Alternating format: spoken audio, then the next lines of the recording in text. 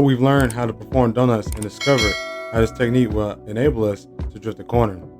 Then we learned how doing figure eights would teach us how to transition our car in drift effectively. Now it's time to take what we've learned and apply it to an entire course. To link a course, you will have to drift the track corner by corner. I highly suggest that you drive through the track during your first lap to get a basic understanding of how the track is laid out.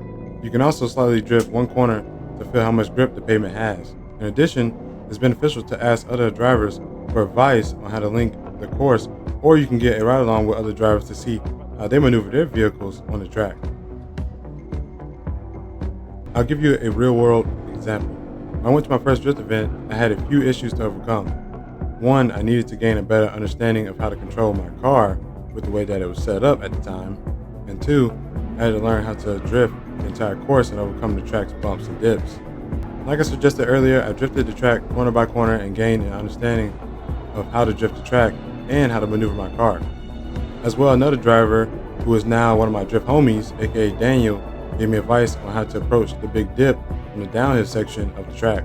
I needed to hold angle as the car drove down the dip, then transition after the car's suspension began to level back out after the decline.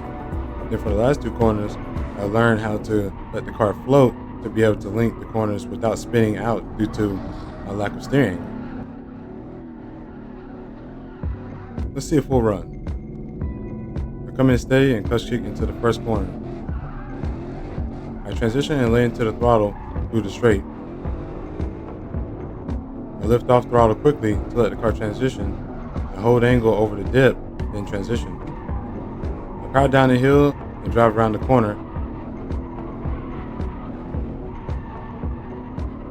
Then we transition again, but we allow the cars to float into the corner, and finally we put the power down to complete our run. Pretty fun and simple, right? Now it's your turn to link a course on your sim or on a real track. After you master linking a course, it's time to prepare for tandems.